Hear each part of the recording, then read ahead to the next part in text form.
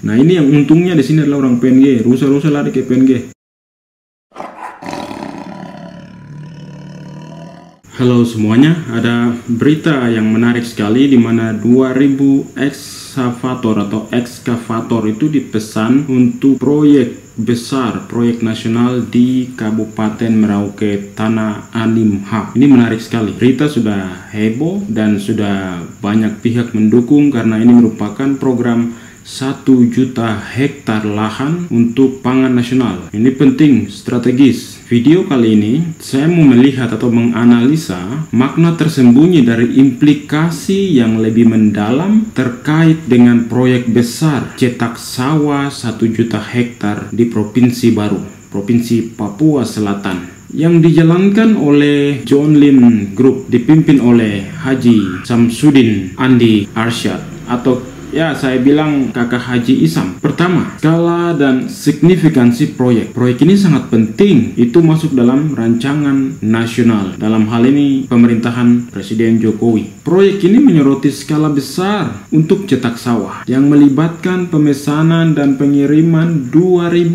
unit ekskavator. Dan menurut berita ini yang terbesar di dunia. Orang pesan sekali 2000, walaupun akan datang bertahap. Sebagian sudah ada di Merauke dan dipantau langsung oleh kakak Isan, yang merupakan salah satu pesanan terbesar ini. Ini menunjukkan bahwa ambisi besar pemerintah dalam meningkatkan ketahanan pangan nasional melalui proyek pertanian berskala besar di wilayah Papua. Namun, skala proyek ini juga menimbulkan pertanyaan tentang dampak lingkungan dan sosial, terutama di wilayah yang kaya akan keanekaragaman hayati dan memiliki komunitas adat yang tergantung pada tanah mereka untuk kelangsungan hidup dari turun-temurun. Sebelum Indonesia masuk di tanah Papua, bahkan sebelum Belanda datang ke Papua, masyarakat adat sudah ada di situ dari turun-temurun. Nah, sehingga proyek besar seperti ini perlu diperhatikan. Jangan sampai masyarakat asli dirugikan, dan harus mulai dari awal, karena kalau proyek sudah berjalan, cenderung orang lupa masyarakat yang punya tanah setempat. Sehingga hal ini perlu dipikirkan, perlu diantisipasi sebelum masyarakat demo di tahun-tahun yang akan datang. Harus clearkan dulu di awal. Semua pihak yang terlibat harus duduk sama-sama dengan masyarakat adat yang punya tempat, lalu bicara, mendapatkan win-win solution untuk masyarakat adat.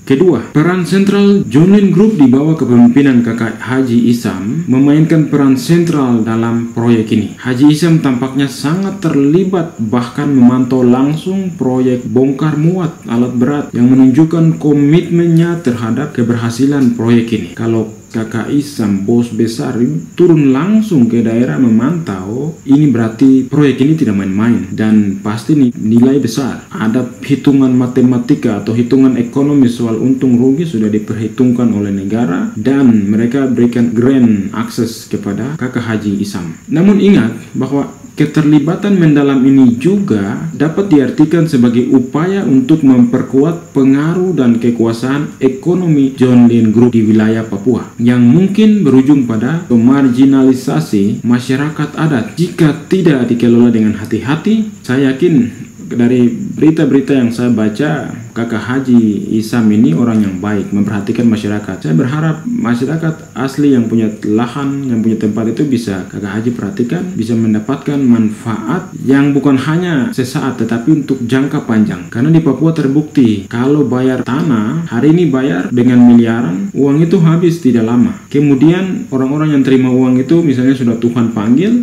nanti anak cucu mereka akan datang palang tempat, protes, palang di atas palang. Nah, ini masalah yang menghambat. Sehingga di awal kakak Haji Isam tolong bisik ke pemerintah supaya memperhatikan masyarakat yang punya tanah setempat. Komitmen terhadap tugas negara versus kepentingan ekonomi. Ini analisis ketiga ya. Ditekankan bahwa pemesanan ekskavator dari China adalah bentuk komitmen grup John Lin dalam menjalankan tugas negara. Ini menyeratkan bahwa proyek ini dianggap sebagai kewajiban nasional, bukan sekedar inisiatif bisnis. Namun, ada makna tersirat di sini bahwa meskipun proyek ini diklaim sebagai tugas negara, kewajiban negara untuk menjamin pangan di dalam negeri, namun kepentingan ekonomi dari pebisnis, salah satunya adalah Joineline Group, juga sangat dominan.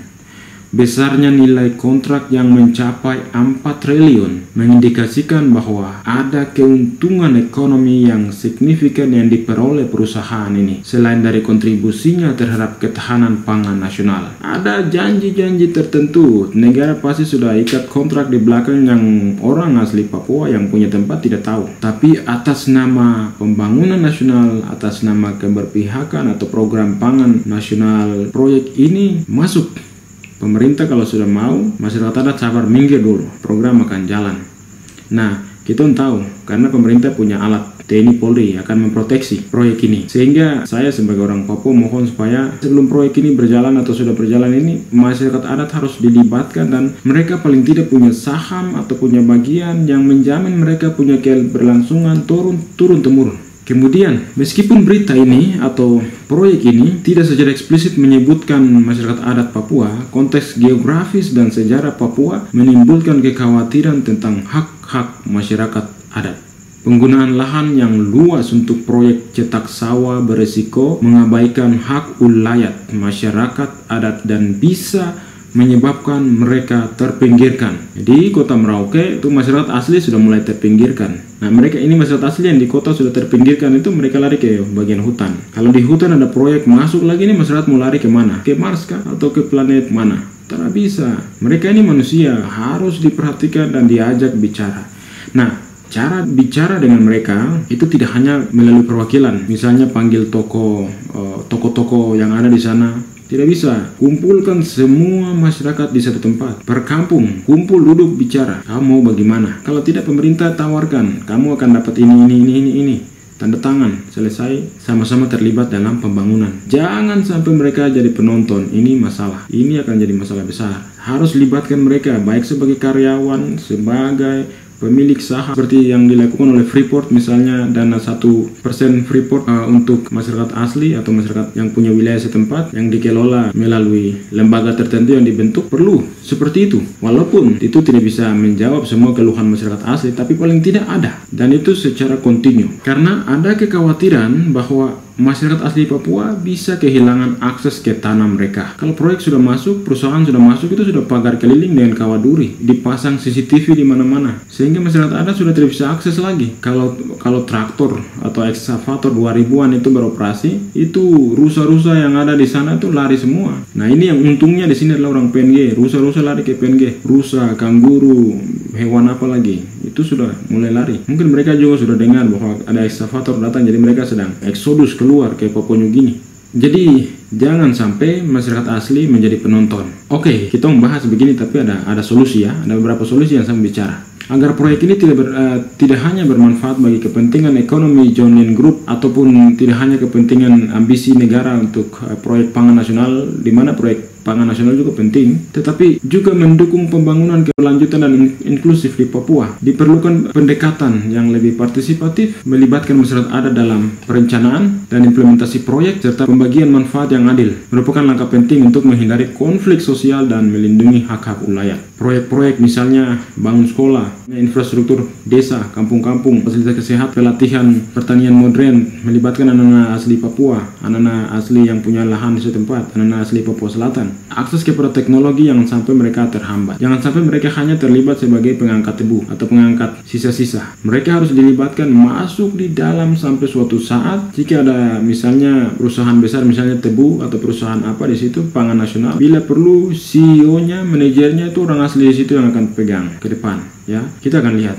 Sehingga penting sekali untuk melibatkan seluruh elemen masyarakat Papua, terutama masyarakat asli Papua Selatan yang memiliki lahan setempat. Kesimpulannya adalah berita ini menonjolkan proyek besar yang secara ekonomi penting, namun juga berpotensi kontroversial di Papua. Sementara proyek ini mendukung ketahanan pangan nasional, penting untuk memastikan bahwa pelaksanaan tidak mengorbankan hak-hak dan kesejahteraan masyarakat asli Papua atau masyarakat adat setempat. Perlindungan hak ulayat dan pemberdayaan masyarakat lokal harus menjadi prioritas untuk menciptakan pembangunan yang adil dan berkelanjutan. Kita mau ada pembangunan, ada perubahan. Dunia sekarang makin terkoneksi, globalisasi, dan juga sudah masuk dalam eranya internet. Sehingga kita mau ada pembangunan, tetapi pembangunan yang berpihak kepada masyarakat asli Papua, masyarakat asli pemilik lahan setempat. Sebelum mulai proyek harus duduk bersama, bicara, ajak masyarakat semua. Jangan hanya libatkan tokoh-tokoh saja, tetapi libatkan seluruh masyarakat. Bila perlu anjing, babi, kuda, sapi, kangguru, kasuari semua suruh datang duduk di satu tempat, kamu bicara, libatkan mereka, kemudian silahkan bangun untuk semua.